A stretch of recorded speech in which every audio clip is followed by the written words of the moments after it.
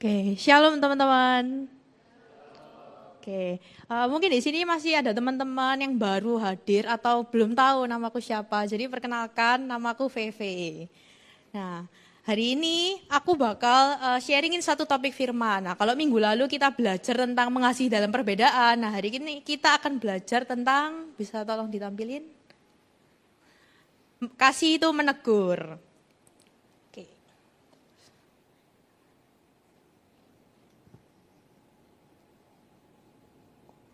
Kok nggak bisa?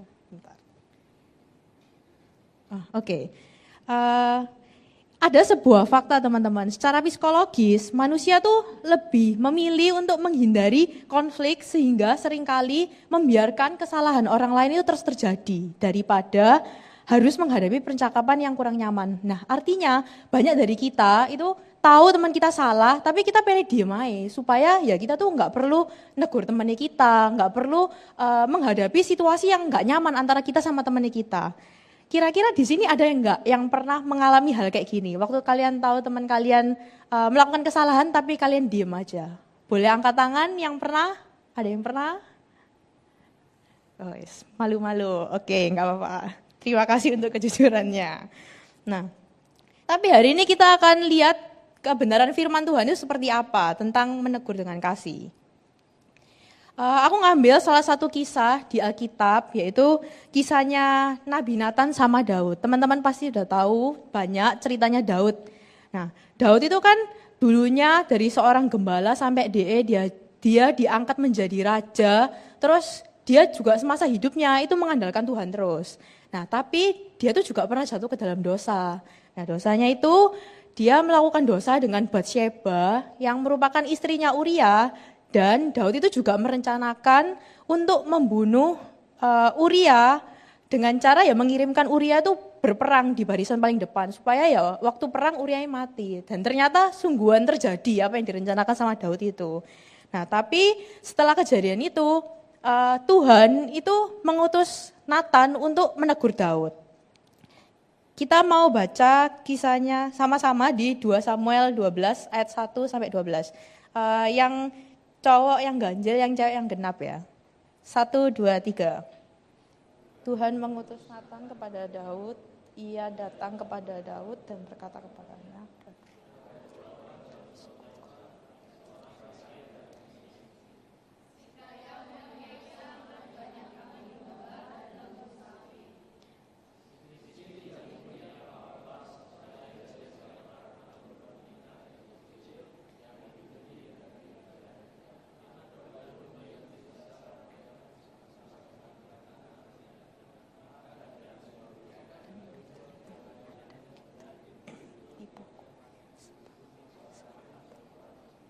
Oke, next. Terus menatapmu dan ia merasa sayang mengambil seekor dari kambing dombanya atau membunuh untuk memasaknya bagi pengembara yang datang kepadanya itu. Jadi ia mengambil anak domba betina kepunyaan si miskin itu dan memasaknya bagi orang yang datang kepadanya.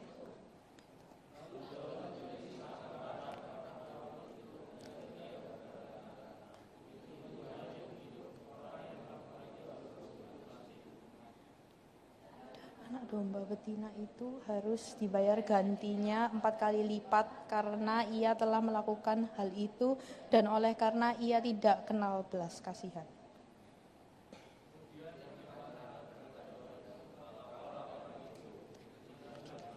Tuhan Allah Israel, Allah yang mengabdi engkau menjadi raja Israel dan aku yang mengutus engkau dari bangsa.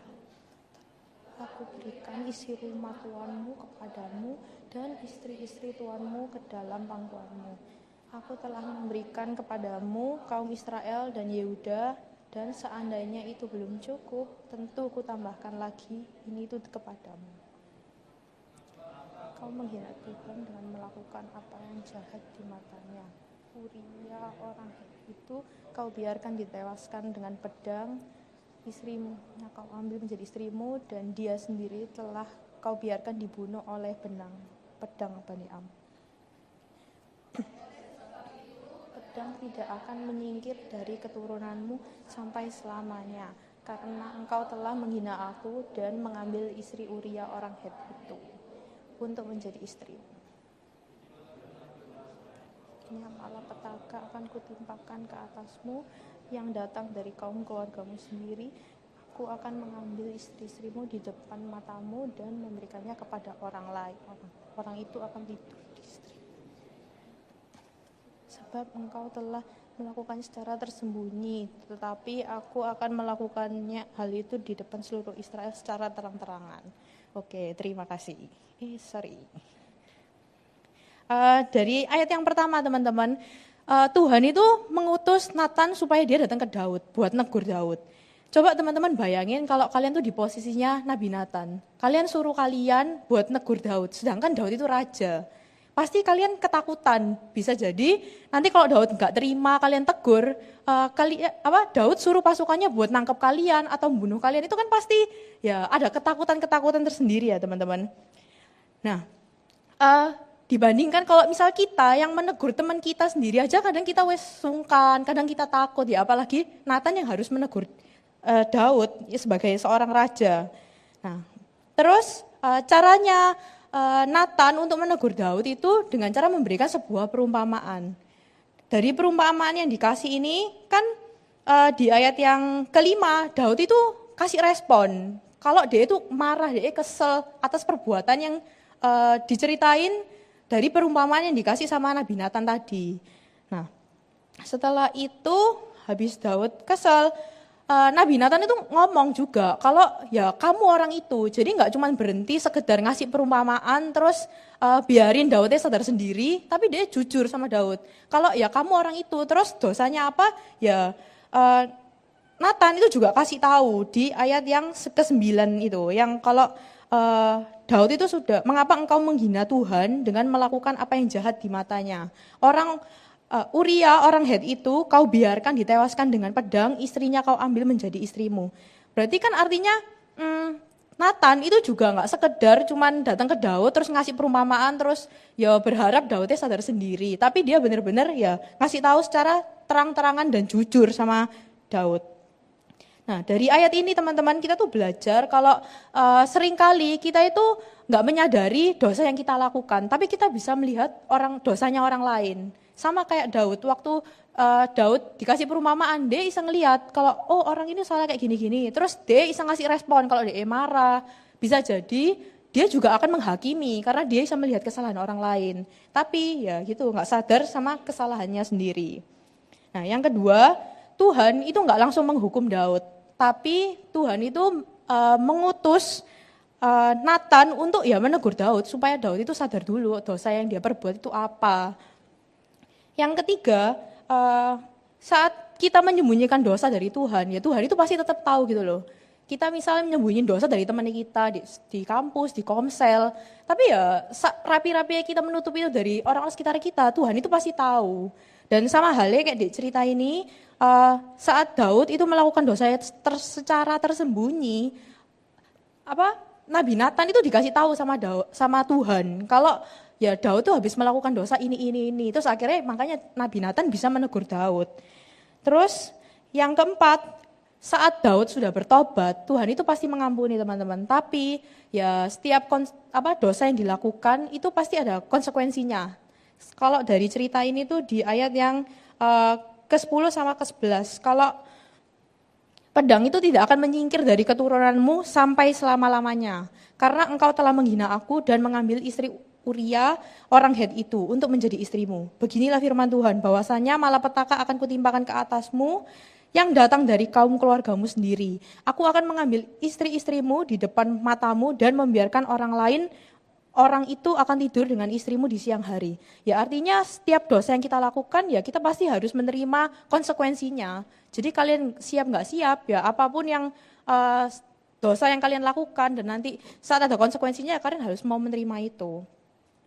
Dan dari kisah ini kita juga belajar bahwa Nathan itu mau datang ke Daud itu secara pribadi teman-teman. Bukan mempermalukan Daud buat ngumbar-ngumbar dosanya di depan banyak orang. Tapi dia benar-benar langsung ngasih tahu Daud itu secara personal.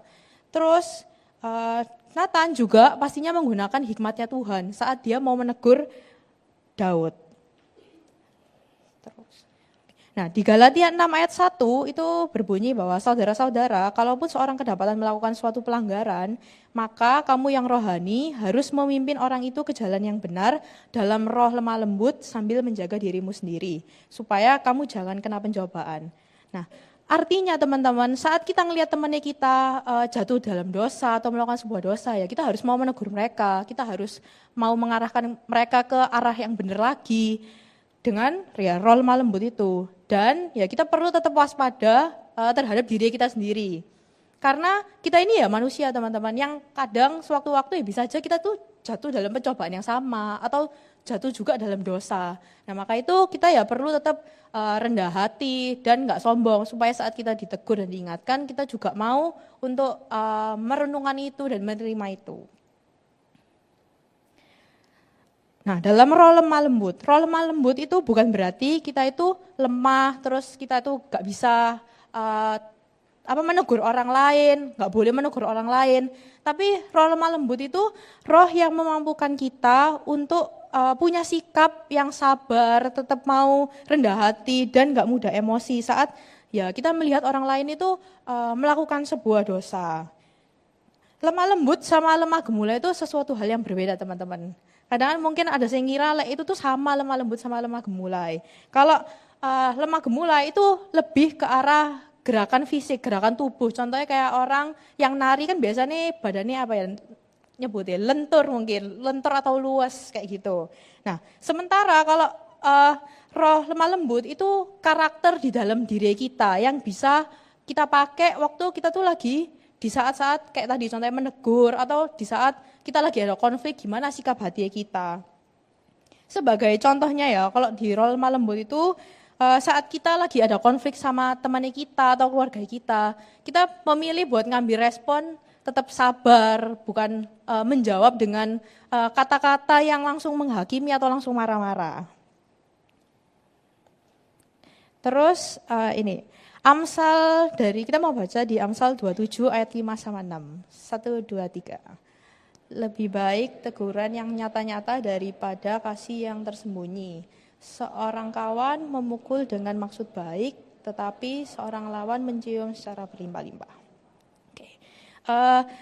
Dari ayat yang kelima dulu ya. Ayat yang kelima ini mengingatkan kita kalau kita mau negur orang lain itu harus secara ya terang-terangan, jujur gitu loh. Bukan kita bilangnya aku lo peduli sama kamu, tapi kenyataannya ya kita terus-terusan membiarkan mereka hidup di dalam dosa, kita menormalkan mereka untuk melakukan dosa itu secara berulang-ulang.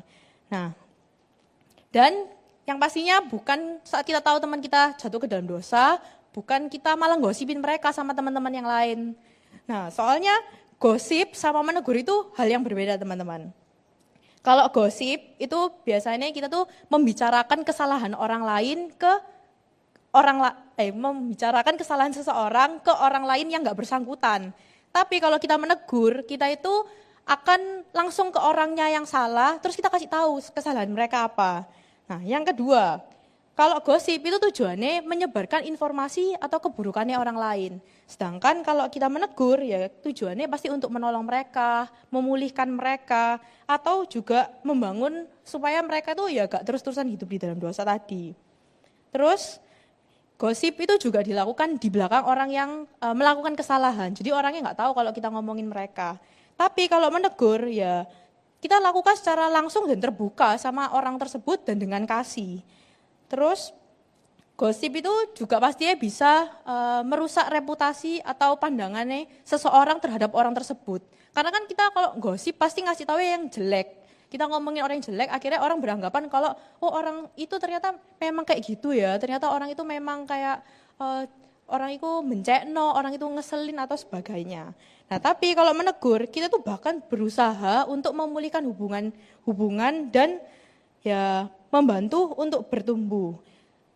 Dan yang terakhir, kalau gosip itu fokusnya terhadap kesalahan orang lain. Tapi kalau kita menegur, itu fokusnya bukan kesalahannya mereka, tapi kita fokus gimana caranya mereka tuh bisa jadi lebih baik lagi ke depannya. Nah, seringkali teman-teman kita tuh takut buat negur orang lain karena ya kita sungkan, karena kita itu lebih muda dari mereka, karena kita takut dicap terlalu rohani sampai kita suka negur-negur mereka, atau kita juga takut kalau orang tuh punya pandangan yang berbeda tentang kita. Nah, tapi teman-teman, lewat ayat ini Tuhan itu mau ya kita tuh berani buat negur orang lain secara terang-terangan, ya nggak sembunyi-sembunyi tadi.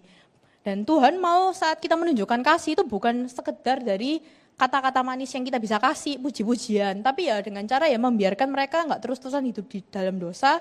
Itu salah satu bukti nyatanya teman-teman. Nah terus kalau di ayat ke-6 itu kan awalnya bilang seorang kawan memukul dengan maksud baik. Artinya ya saat kita ditegur orang itu pasti rasanya nggak nyaman buat kita, karena kita ngerasa kok orang ini ngomong kayak gini ya ke aku, pasti itu bisa jadi menyakiti kalian atau nggak enak buat kalian denger. Tapi kan tujuan saat kalian ditegur itu supaya kalian itu bisa lebih baik ke depannya, supaya kalian berubah dan menyadari dosa yang kalian lakukan.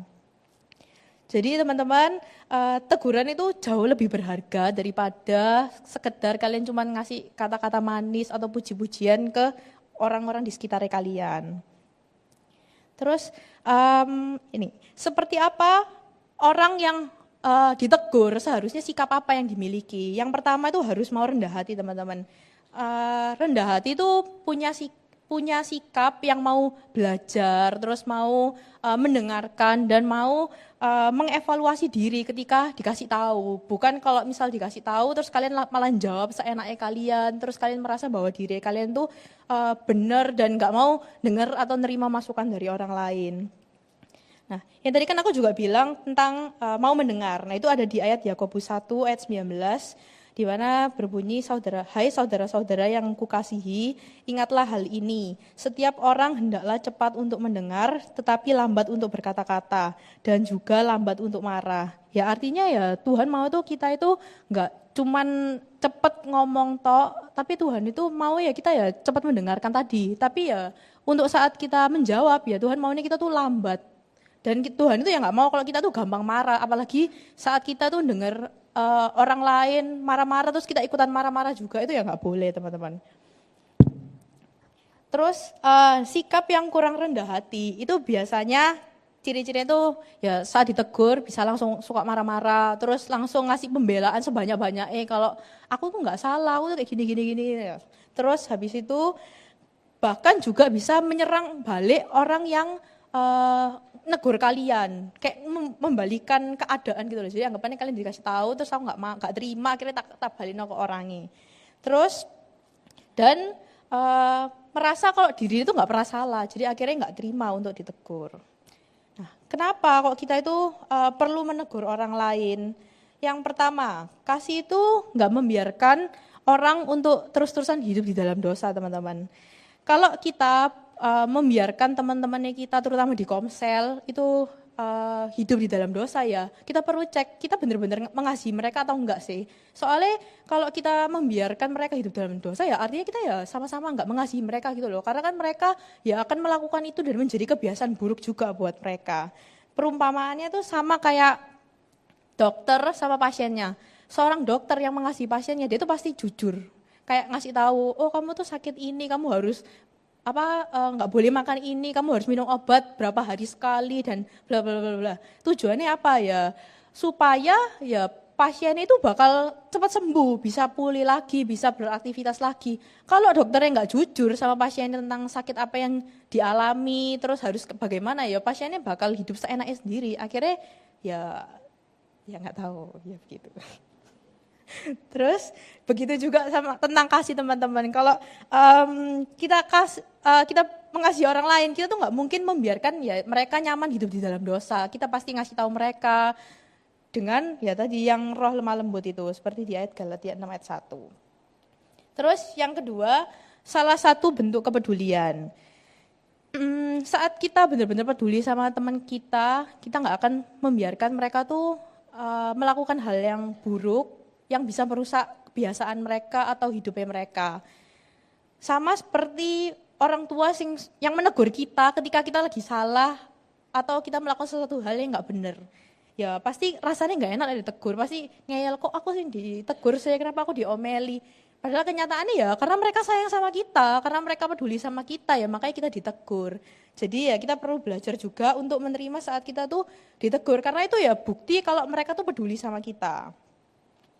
Terus yang ketiga, menegur itu untuk menolong dalam menjaga kekudusan. Teguran itu bukan bertujuan untuk menghakimi orang lain atau kita merasa bahwa diri kita tuh paling benar. Tapi teguran itu kalau kita sampaikan dengan kasih ya akan membantu seseorang untuk lepas dari kebiasaan atau dosa-dosanya mereka. Seperti yang kita tahu kalau Tuhan itu mau kita tuh hidup dengan menjaga kekudusan. Tapi dalam kenyataan dalam kehidupan sehari-hari bisa jadi kita tuh jatuh dalam dosa karena ya kedagingan kita.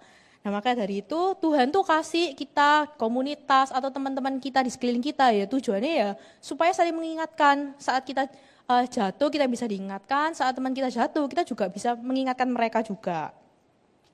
Sama halnya saat kita mungkin di sekolah, di kampus atau di lingkungan kerja punya teman-teman yang mungkin suka ngomong kasar, terus suka mabuk-mabukan atau teman kalian yang suka hidup seenaknya mereka.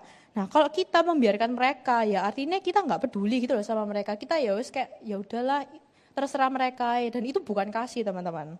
Yang terakhir itu membantu untuk memulihkan.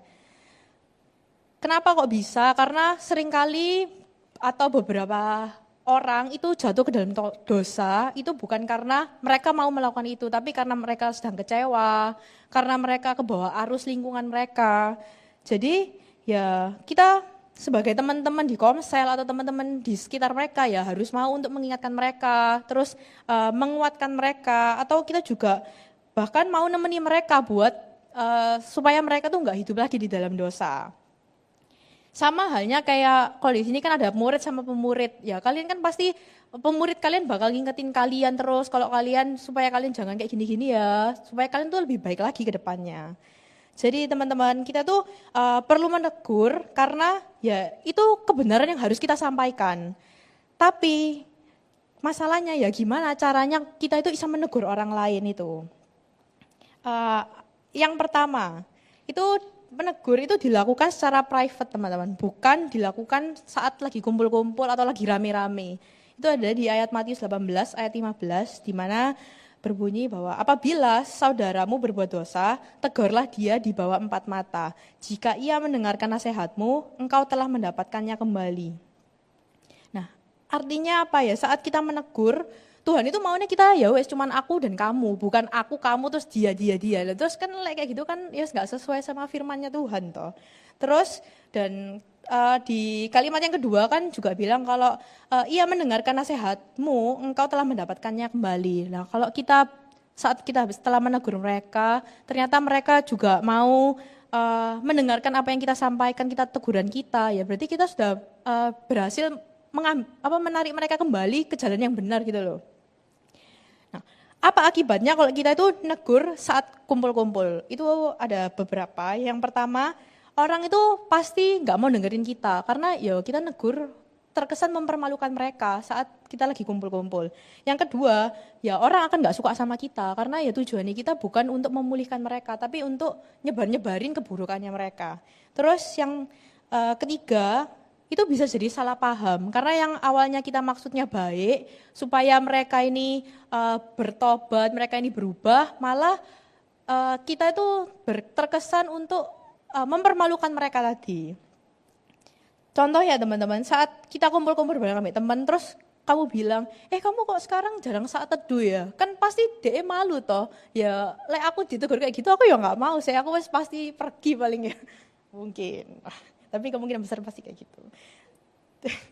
Terus saat kita menegur orang lain, kita itu juga perlu punya relasi, teman-teman. Gak bisa kita gak kenal sama orang, kita lihat orang lain di jalan, terus kita tegur langsung. Ya orang pasti ngerasa, lapo sih orang kok negur-negur aku kayak gitu.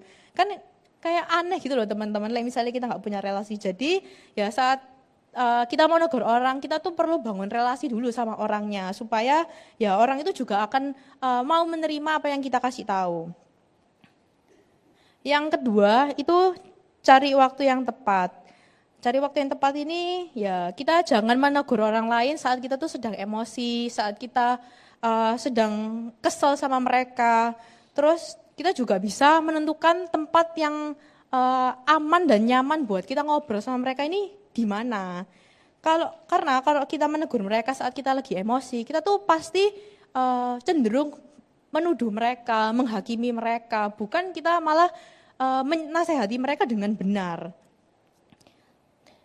Dan saat kita emosi, kalau kita menyampaikan teguran dengan emosi, orang tuh pasti kan nggak terima juga. Terus akhirnya hubungannya kita tuh bakal rusak juga kalau misalnya kita melakukan seperti itu. Tapi kalau kita melakukan teguran dengan emosi kita sudah reda, bahkan kita udah nggak emosi, kita tuh bakal bisa berpikir secara lebih objektif. Jadi kita tuh nggak langsung asal ngomong, tapi kita benar-benar mau pikirin dulu apa yang kita ucapkan. Terus fokusnya kita juga bukan ke masalahnya mereka aja, tapi fokusnya kita juga ke bagaimana supaya mereka tuh bisa berubah, supaya mereka tuh bisa jadi lebih baik ke depannya. Contohnya kayak, ya kalian jangan negur teman kalian waktu kalian lagi pergi bareng, lagi makan bakso, terus kalian marah-marah sama mereka, terus kalian nunjuk-nunjuk ke mereka, ya pasti mereka nggak nyaman lah ya untuk ditegur seperti itu. Terus yang ketiga itu gunakan kata-kata yang penuh kasih. Contohnya, yang nggak boleh tuh kalau kita bilang, kamu loh selalu salah, itu kan pasti terkesan kalau kita menyalahkan mereka. Tapi yang kita harus ngomong itu bisa dengan, aku lo peduli sama kamu, boleh nggak kalau misalnya kita ngobrol sebentar. Itu kan sesuatu hal yang berbeda ya teman-teman. Terus yang terakhir itu kita bisa berdoa, supaya Tuhan itu yang menyelamatkan mereka. Saat kita berdoa teman-teman, kita tuh bisa minta ke Tuhan supaya Tuhan itu yang melembutkan hati mereka, supaya mereka itu nggak mau terus-terusan hidup di dalam dosa atau kesalahan mereka, supaya ya Roh Kudus itu yang akan tolong mereka dalam kehidupan mereka sehari-hari. Bahkan saat kita mau negur orang lain, kita tuh juga bisa berdoa supaya Tuhan itu kasih kita hikmat waktu kita negur, itu ya bukan kita sendiri yang berkata-kata, tapi ya dari Roh Kudus juga atau dari Tuhan yang membantu kita. Dan doa itu salah satu bentuk kita tuh mengandalkan Tuhan, bukan mengandalkan diri kita sendiri. Seringkali teman-teman kita itu merasa bahwa kita tuh bisa pakai kekuatan kita sendiri, apalagi kalau kita jatuh dalam dosa, kita ngerasa ya wes lah aku bisa kok besok aku nggak melakukan dosa ini lagi ya. Tapi kenyataannya seringkali saat kita mengandalkan diri kita sendiri, kita tuh pasti gampang buat jatuh ke dalam dosa yang sama. Jadi maka itu ya kita perlu berdoa sama Tuhan supaya Tuhan itu yang juga akan tolong kita, akan menguatkan kita. Nah ini aku ada 5 langkah praktis buat menegur. Mungkin teman-teman ada yang bingung caranya gimana. Ini cara simpel-simpel aja ya. Yang pertama itu kalian bisa ngasih perhatian ke orang yang mau kalian tegur. Contoh ya, aku boleh nggak ngobrol berdua sama kamu? Aku mau bilang ini karena aku peduli sama kamu. Kan itu terdengarnya kayak, oh yo enak yo, orang ini baik maksudnya ya. Aku nggak terkesan kayak langsung menyalahkan di depan atau di awal. Terus yang kedua, kalian bisa menjelaskan secara detail. Apa yang mau kalian omongin ke mereka atau apa yang mau kalian tegur. Kalau di contoh ini aku bilang kok, aku merasa akhir-akhir ini kata-katamu lumayan kasar ya, apalagi waktu kamu lagi bercanda. Terus habis itu ya kalian jangan menghakimi mereka. Kalian bisa bilang kok, ya aku tahu sih kamu nggak ada maksud atau berniat buat jahat, tapi kamu cuma bercanda. Nah setelah itu ya kamu kasih tahu dampaknya apa. Contohnya kayak ya, tapi kadang apa yang kita anggap bercanda itu bisa melukai orang lain. Terus di terakhir kalian bisa kasih ayat Alkitab atau kalian juga bisa kasih sebuah dukungan. Kalau contohnya di sini aku kasih ayatnya tuh di Efesus 4 ayat 29. Tapi kalau kata-kata yang kasih dukungan itu contohnya kalau kamu mau berubah itu nggak harus langsung sempurna kok, bisa pelan-pelan aja nggak apa-apa. Dan nanti aku bakal ngingetin kamu lagi kalau kamu jatuh lagi supaya ya kita bisa sama-sama belajar. Contohnya kayak gitu. Terus ini ada partner bertumbuh. Nah, partner bertumbuh itu fungsinya yang pertama itu untuk saling mengingatkan. Yang kedua itu menjaga satu sama lain. Yang ketiga itu bertumbuh bersama. Yang keempat itu bisa jujur tanpa merasa takut dihakimi. Partner bertumbuh ini ya bisa jadi orang yang kalian percaya supaya saat kalian lagi cerita tentang permasalahan kalian, pergumulan kalian tuh nggak merasa takut buat dihakimi sama mereka, atau kalian merasa takut kok nanti orang ini bakal mikir yang enggak ya tentang aku. Nah sama halnya seperti di Komsel teman-teman, atau murid sama pemurid yang bisa jujur, terus bisa sharing tentang pergumulan mereka, tentang keadaan mereka yang sedang dihadapi. Nah, setelah biasanya sharing-sharing, kita bisa berdoa bersama buat saling menguatkan, bisa dengan kata-kata ataupun ya firman Tuhan. Ini ada di ayat Yakobus 5 ayat 16. Itu karena itu hendaklah kamu saling mengaku dosamu dan saling mendoakan supaya kamu sembuh. Doa orang yang benar bila dengan yakin didoakan sangat besar kuasanya. Nah, artinya teman-teman, ya Tuhan mau tuh kita nggak menyembunyikan dosa kita, tapi kita mau jujur sama orang-orang yang kita percaya, entah itu pemurid kita atau orang-orang di sekitar kita, teman dekatnya kita juga, supaya ya kita tuh bisa saling mendoakan, saling dikuatkan. Nah, supaya ya tujuannya kita sembuh, supaya kita tuh nggak terus-terusan hidup di dalam dosa tadi. Dan aku mau ajak teman-teman semua, mungkin saat ini teman-teman ada kepikiran buat ngechat atau hubungin teman kalian siapa. Nah kalian bisa lah, nanti setelah ibadah ngechat teman kalian buat nanya kabar, atau kalian juga bisa sekedar buat ngajak ketemu untuk ngobrol-ngobrol. Oke, ini ada kata-kata terakhir ya teman-teman. Dari Joy Manik dibilang, kasih tanpa kebenaran itu adalah manipulatif, dan kebenaran tanpa kasih itu adalah kesombongan. Aku mau sharing singkat tentang pengalamanku dalam menegur teman-teman. Aku dari dulu awalnya tuh apa ya? Ya kalau mau negur orang lain pasti sungkan banget, wes sungkan, terus takutnya ya karena banyak hal ya, karena takut orang lain punya pandangan tentang aku seperti aku ini kok kayak gini banget atau hal-hal yang lainnya. Pokoknya aku nggak mau untuk menegur orang, jadi aku lebih memilih untuk diam. Tapi beberapa waktu lalu aku tuh diingatkan kalau ya aku nggak boleh kayak gitu terus, aku nggak bisa, misalnya aku tahu orang lain dosa atau melakukan kesalahan atau hidup seenaknya, ya aku cuma diem aja. Akhirnya aku mulai mencoba untuk menegur mereka, tapi aku menegurnya mulai dari teman-teman paling dekatku banget. Dan ya responnya mereka macam-macam teman-teman, ada yang langsung terima, ada yang justru malah melakukan dosanya secara sembunyi-sembunyi dari aku. Ya, tapi aku diingetin lagi kalau ya bagianku tuh ya mau menegur dan mengingatkan mereka tentang mereka berubah atau enggak, itu ya pilihan mereka, dan itu biarkan ya Roh Kudus yang bekerja di dalam diri mereka.